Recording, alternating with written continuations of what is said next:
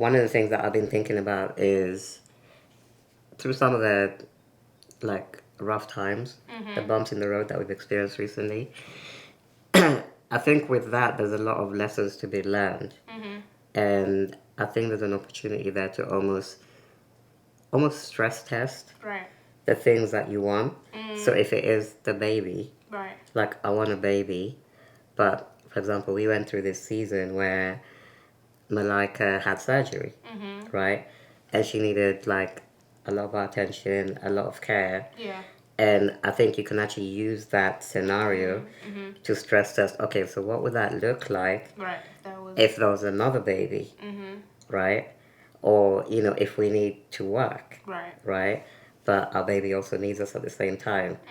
And so I think as we are making all of these plans, it's also having that mindset of just stress testing it Yeah. a little bit so that you're not just asking for the thing, but you're also asking for the wisdom and the grace and the resources to manage it in all seasons, 100%. right? And I think that's something that I've become more aware of, and that's made me even be okay with that waiting season. Right. It's like, okay, cool. Like, I'm prepared to like wait a little bit until we build out a bit more support, for example, with Malika. Yeah, it gives you the time to actually develop those things. So you can, like you just said so beautifully, like you can kind of think, if I did have this thing that I was praying for, whether it was the job or going full-time in my business or the baby, like what are the things that would be causing me stress right now? And then your plan is strategically taking care of each of those things. Okay, cool, I'd probably need a nanny so we can take a date night once a week, or,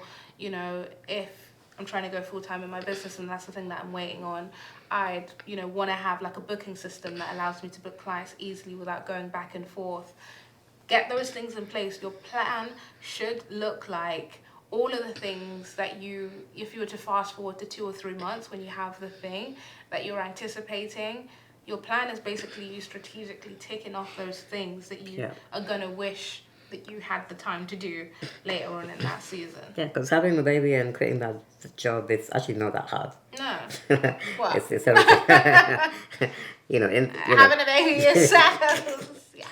Yeah, I mean, open for debate. But actually doing the thing normally, or at least taking a step towards it, is not that hard. Yeah, you mean like making a baby? Yeah, like make a baby. I thought you meant, birthing a baby that's hard. But yeah, no, I guess. We're getting into political waters here. Okay, there's birthing the baby, and then there's looking after that baby for the next 18 to 21 years. Yeah. Right, so they're hard in different ways, and you have to prepare for both. Yeah. Right, so, yeah, and I think the other thing that came to mind is with the point of making a plan. And we've spoken about this as well, but sometimes we'll feel anxious about different things. Yeah. And, making a plan helps. I think there was a quote, I think I shared it with you one time. It said, anxiety hates a plan. Yeah. And it's something that we really leaned into, because sometimes that's all you can do. Right. Like, if you've got, I don't know, even finance problems or, your health, whatever it is that you're trying to get to, sometimes all you can do is just say, okay, I'm going to commit to doing this one thing today. Right. Yeah, I mean, even like moving to this home is a testament of that. You guys have watched the YouTube video of where literally we started off the week not knowing how we were going to move, and by the end of the week we were in this home.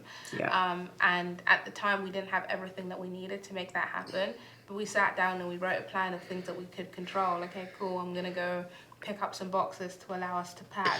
We're going to go to house viewings to make sure, we're getting the best home that we can. We're going to send this email to make this happen. We're going to do this, we're going to do that. We just made a plan of the things that we could control, and then had faith that God would take care of the things that we couldn't control. Because in the Bible it says, like, faith without works is dead. So the works is the planning and the working towards it. And of course you need a little bit of faith to make big things happen. But you have to allow God to do his bit and focus on doing your bit, right? And I think that sometimes as Christians, something that we can fall into is just like, I'm just going to get on my knees, I'm going to pray. That's awesome. But Yeah. there are some things that you can do within your control that, you know, it actually shows that you do have faith. Work should be inspired by the fact that I believe this is really going to happen. Yeah. Like when we were packing those boxes before we had confirmation that we would be moving in, or before we had a signed lease, I was literally packing boxes that we would have needed. That's what faith looks like in action. It's easy to say I have faith, but when you're actually moving towards it, like when you're actually getting a bigger home, because, you know, you are trusting God for a baby, like when you are actually, you know, speaking to people and speaking to clients to say, hey, I'm expanding my business and I'm taking on new clients, that's what shows you really believe you're going to get what you've been talking about.